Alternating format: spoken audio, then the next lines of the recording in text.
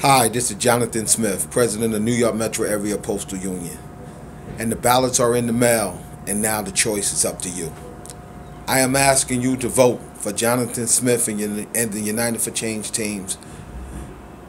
I am the leader of the United for Change team, and my opponents have decided just to challenge for the president's position. And they have decided just to challenge for the president's position because they do not understand. Leadership starts before you get in office, not after. If you cannot get anybody to run with you, then how can you become president and think that somebody will work with you? See, what they don't understand is the message that they're sending is that they can run my team, which supports me, better than I can. That makes absolutely no sense. And they want to run on a campaign of lies and promises. This is what I will tell you and what I have always told you. Because I'm a straight shooter, I will not make promises that I cannot keep. I will always fight to my last breath. I will never give in. I will never give out. When I lose my motivation to fight, then you won't have to vote me out of office. I will leave on my own. See, I'm not asking you for your support for what I might do. I'm asking for your support for what we've already done. And notice I keep saying we, because it takes a team to go against management, not an individual. No one individual can do this on their own. We can do together what I can't do by myself. See, my opponents don't understand that Jonathan Smith is not the union. Jonathan Smith is a representative of the members of New York Metro. The members of New York Metro, you're the union. My opponents want to say that they're making all these promises that they know they can't keep. And they say that I'm not a fighter. Anybody that knows me knows, if nothing else, that I'm a fighter. They say that they will get the members a 7.5% raise, which they know is not true. You don't even negotiate contract raises at the local level. That's done at the national level. So already they're showing their ignorance because they're making a promise that they have nothing to do with keeping. They said that they introduced a 401k for the members of New York Metro, and it was voted 60% for, 40% against. And this allegedly happened when I was the executive vice president of New York Metro. One, this never happened. Two, show us the plan. Since this plan is so easy to implement and it was already voted up, they never show a copy of the plan because it does not exist. The National has already negotiated a 401k. It's called Thrift Savings Plan for all the members in the Postal Service. So this plan that they're referring to, I have no idea what they're talking about. They go on to say that they're going to freeze the union dues. I'm not going to tell you that, because I'm not going to freeze the union dues, because we need the union dues to keep moving forward and continue the progress that we have already accomplished. See, what we have brought back to New York Metro, my opponents don't understand. We have brought back respect. Respect by local management and respect nationwide. See, a lot of times when we came into office, people wanted Metro to have respect for the simple reason that we were the largest local in APWU. That was not good enough as far as this administration was concerned. We wanted to be respected for our accomplishment, not for our size. And we have accomplished that goal. We have converted more PSEs than any other local in the country. And that's very important. Because the Postal Service hires the PSEs as a career opportunity. But they had no intentions on converting these PSEs to full-time regular. Basically, they wrote them a check that said insufficient funds. But because of the hard work of the union, not only locally but nationally, and getting some language in the contract, New York Metro has enforced that language, and we are getting PSCs converted, and we will start the conversion process again now that Article 12 has been lifted. And I don't want to go into all that goes into that, but I will be doing another video on the requirements of Article 12 and what Article 12 is and why it's important to the conversion of the PSCs, but most of all the protection of our union and our crafts. They go on to say that this administration is not what the members need.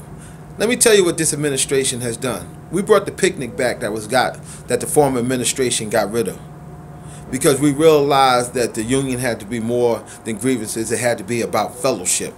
We brought a retirement seminar, and it was very dear to our heart, because when we came into office in 2012, not long after that, there was a Vera offer to the members, an early retirement package, and about 3 to 6 months after that, members were calling, former members and members were calling my phone and said, Mr. Smith, could we please give the money back?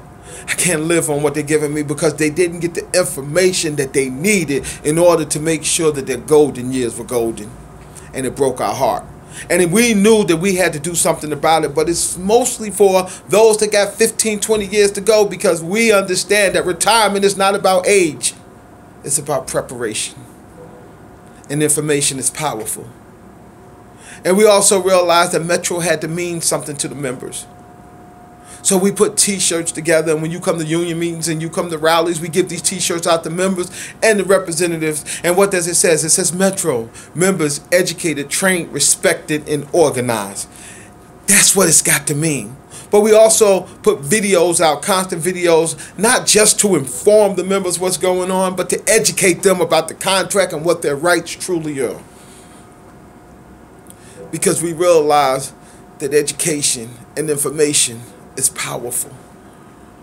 We improved the Union Mail, where the Union Mail is so full of information, and we're winning so many awards from the Union Mail because we're putting information out there to the members, not only to educate our own local members, but we send our magazine to other locals around the country, because we have to be one union, a fighting unit that's fighting together.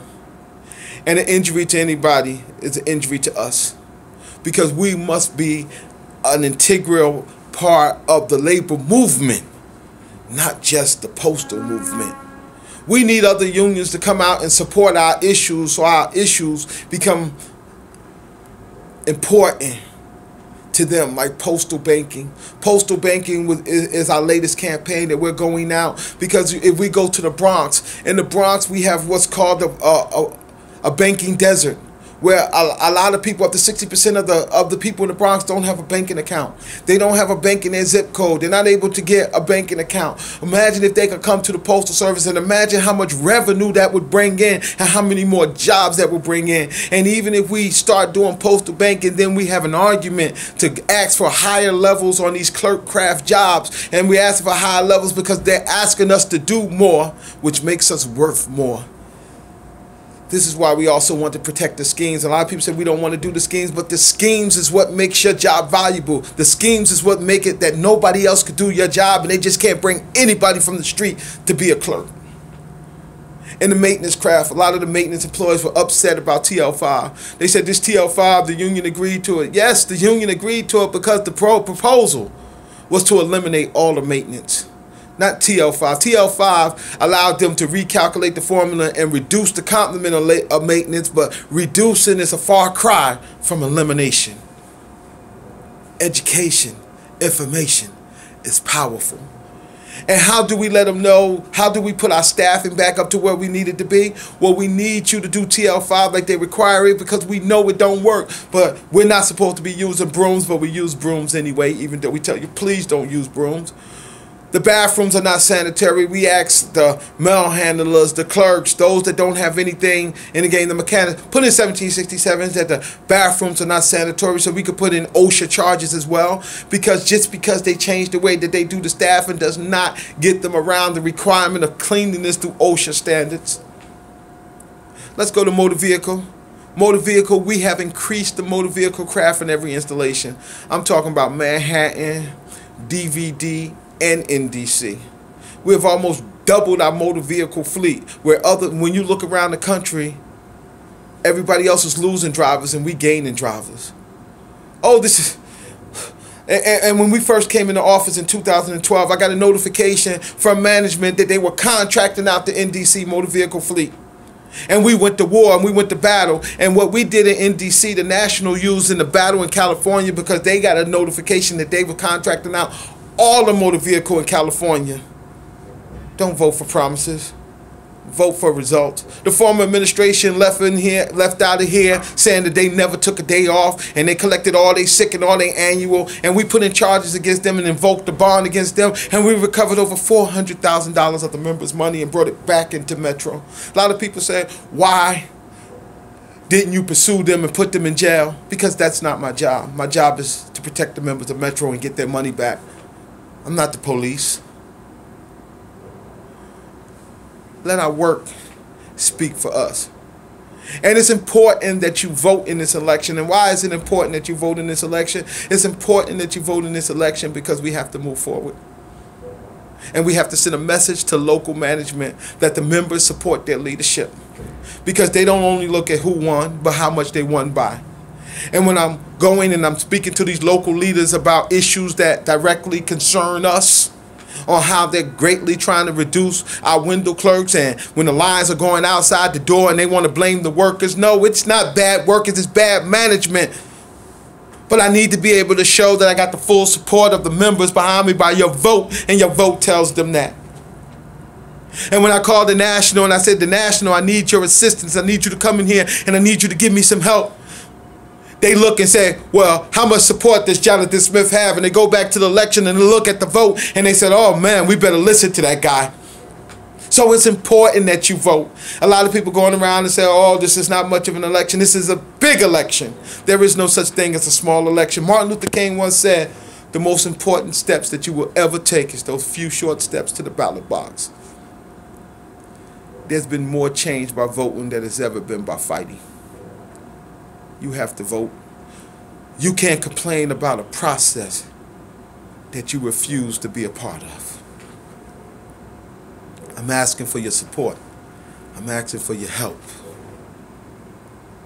All I need you to do is vote. Let your voice be heard. Let everybody know that Metro is back and we are a respected fighting force again. And your vote will tell them that. Jonathan Smith brings experience, brings knowledge, brings dedication. To the United for Change team, brings experience, brings knowledge, brings dedication. My opponents have absolutely nobody behind them. Where are we going to go with that? What message would that be sending to management? That we believe that one person is going to be all of them? It's not realistic. And it's not the message that we want to send as a union, as a local. Let your voices be heard. I'm asking humbly. And I'm telling you, when I lose my passion to fight, you don't have to worry about voting me out. I'll leave. See, I fight because my grandfather was a postal worker. And he showed me what it is to be proud to be a postal worker. See, being a postal leader is not in my head, it's in my bloodstream, it's in my heart. This is what I do. That's why I'm up every morning. I'm in my office by 6:30 a.m. and we don't leave till 8, 9 o'clock at night. That's dedication. That's commitment. And if you look at the results, we have grown the clerk craft because we are winning these grievances. Not only when they're trying to revert these jobs, we're saving these jobs, but we're going after new jobs using the PSE hours. And when we go after these new jobs that they have to post, this is how we create the conversions. To give them a future too. Don't vote for promises. Vote for results. Don't let them lead you astray. Because here's the truth. You win battles with evidence, not argument. And everything that they have said about me and this administration, they have absolutely no evidence to support them. But look at our body of evidence of the work that we have already done. Lord, I'm so excited about what we're going to do. But we can't do it without your help. I thank you for the opportunity to address you. And I wish you all God's peace and blessings. Please vote. The job that you save might be your own. God bless you.